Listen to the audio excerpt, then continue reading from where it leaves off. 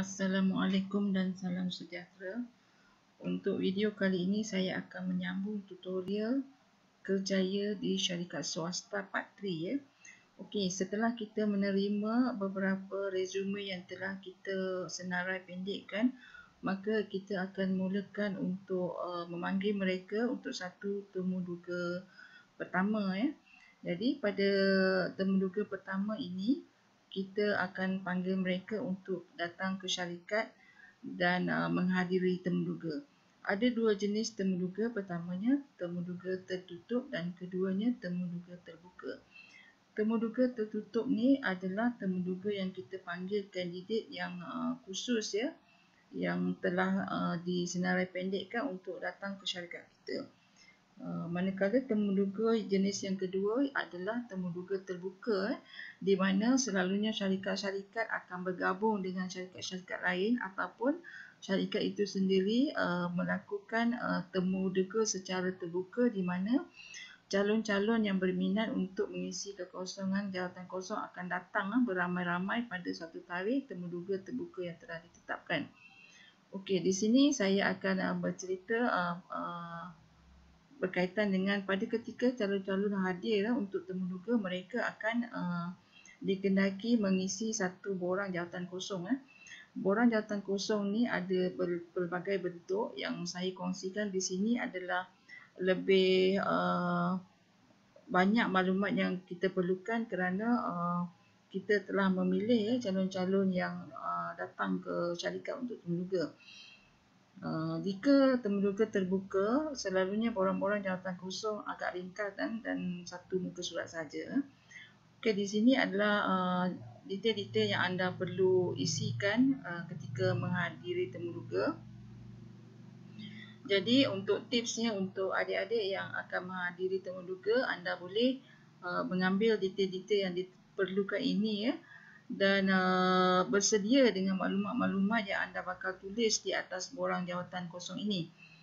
Kerana pada ketika anda mengisi kekosongan borang jawatan kosong ini agak mudah bagi anda untuk mengisi jika anda telah ada detail yang di dalam tangan anda.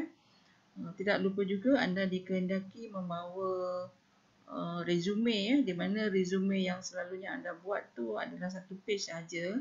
Dan detail-detail di situ agak ringkas ya, dan ada keperluan-keperluan yang ada di dalam borang ini tidak ada di dalam resume anda. Jadi anda boleh salin detail-detail ini dan sedia dengan maklumat-maklumat yang di tangan anda ya untuk diisikan di dalam borang jawatan kosong ketika menghadiri temuduga.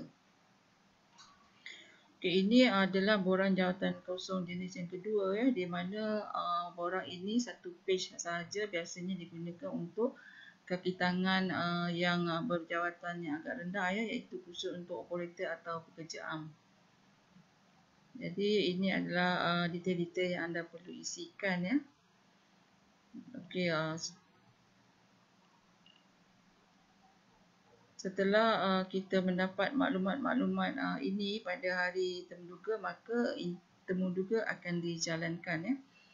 Okay, di video yang sebelum ini saya ada beri tutorial berkaitan dengan sesi temuduga yang dijalankan ya. Di sini anda boleh membaca bagaimana temuduga dijalankan, dan jika anda inginkan maklumat-maklumat ini sebagai nota yang lengkap anda boleh dapatkan di link di bahagian description box saya di bawah ya.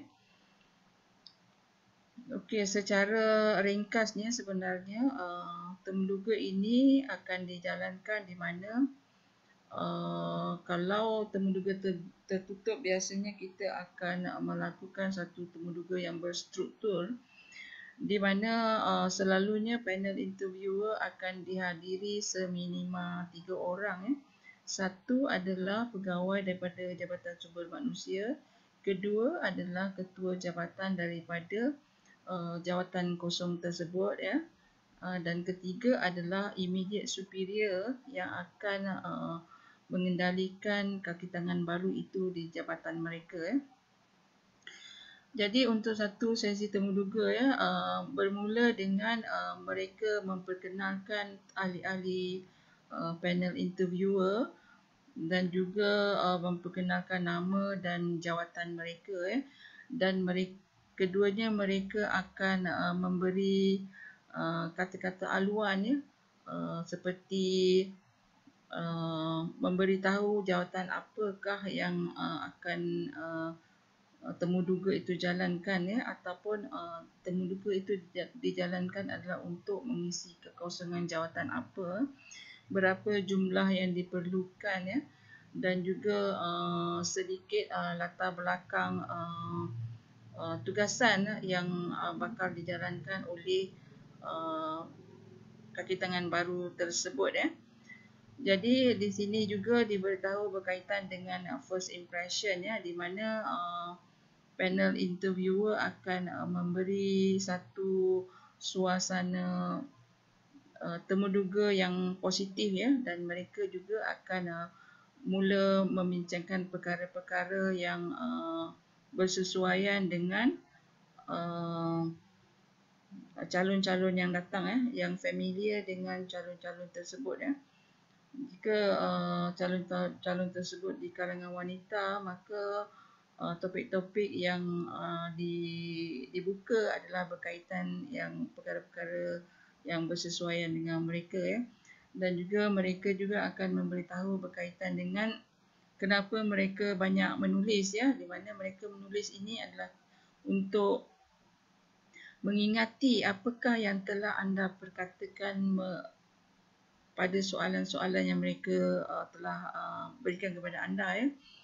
Dan juga mereka akan memastikan juga cara duduk pada sesi temuduga tersebut ya, di mana biasanya kalau secara formal mereka akan duduk di satu baris kerusi, dan di depan mereka ada satu meja, dan beberapa langkah akan diletakkan kerusi untuk calon-calon yang datang temuduga, di mana jarak ini tidak terlalu jauh dan tidak terlalu dekat ya, sekadar mudah untuk melihat penampilan anda sebagai kandidat yang datang temuduga, dan juga dapat menilai cara anda berkomunikasi dan jelas dapat mendengar jawapan dari anda. Panel interviewer juga akan sedaya upaya untuk memahami anda sebagai seorang yang datang temuduga ya, dan seharusnya anda tidak perlu rasa tertekan ya, kerana sebagai seorang yang ingin memerlukan kerja, anda mestilah bijak menangani situasi di mana secara objektifnya adalah anda datang temuduga untuk mempromosikan diri anda ya, supaya diketahui oleh pihak panel interviewer bahawa anda lah calon yang terbaik yang memiliki kelayakan akademik dan kemahiran kerja yang baik menandingi ataupun melebihi daripada calon-calon temuduga yang lain ya. Kalau mengikut disiplinnya, interviewer akan bercakap kurang daripada 30% masa temuduga. Jadi di sini anda mestilah mengambil kesempatan ya, bercakap atau mempromosikan diri anda sebanyak yang mungkin ya, supaya mereka memilih anda sebagai calon yang terbaik. Okey, satu tips yang utama ketika anda menghadiri temuduga ya untuk jawatan kosong, anda kena ingat bahawa sebenarnya anda pergi temuduga itu adalah seperti anda menjual barang, dan barang itu adalah diri anda sendiri ya. Jadi anda mestilah memberi satu punchline yang penting sahaja supaya mudah diingat oleh panel interviewer. Jadi anda tidak perlu memasukkan perkara-perkara remeh yang tidak penting, yang merugikan masa anda dan menghabiskan masa temuduga tersebut. Okey, seterusnya nanti pihak panel interviewer akan memberi soalan-soalan yang berstruktur ya, biasanya berstruktur ya, dan nanti soalan-soalan tu menjurus akhirnya nanti memberi anda soalan-soalan yang mencapai objektif mereka mencari satu kandidat yang sangat sesuai dengan jawatan tersebut. Ada dua perkara di mana mereka membuat pemilihan utama calon-calon temuduga ini adalah satu, mereka akan memilih satu kandidat yang bersesuaian dengan jawatan kosong tersebut pada ketika itu, dan keduanya kandidat yang dipilih mestilah telah siap sedia untuk kenaikan pangkat pada masa hadapan. Jadi maksudnya kriteria yang diperlukan adalah bukan hanya untuk memenuhi keperluan jawatan kosong pada ketika itu, tetapi juga kandidat yang diperlukan mestilah ada additional kriteria yang membuatkan pada bila-bila masa jika syarikat memerlukan seorang yang lebih berkaliber ataupun seseorang yang penting untuk memenuhi jawatan kosong pada peringkat yang lebih tinggi, calon tersebutlah yang boleh dinaikkan pangkat tanpa perlu mengambil kandidat daripada luar. Jadi akhirnya nanti pihak panel interviewer akan menutup sesi temuduga ini dengan memberitahu anda dalam tempoh 2 minggu anda akan dihubungi jika berjaya mendapat jawatan kosong tersebut ataupun dipilih untuk mengisi kekosongan jawatan tersebut. Tetapi jika dalam tempoh 2 minggu anda tidak menerima apa-apa maklumat daripada pihak syarikat, maka itu menandakan atau menunjukkan bahawa anda gagal dalam temuduga. Jadi ini adalah ringkasan flow bagaimana temuduga biasanya dijalankan di syarikat bagi temuduga yang tertutup dan berstruktur. Bagi temuduga yang dijalankan secara terbuka soalan-soalannya agak ringkas di mana daripada temuduga terbuka ini mereka memilih beberapa kandidat yang sesuai untuk mengisi kekosongan jawatan, dan seterusnya itu nantilah bermulanya temuduga tertutup akan dijalankan.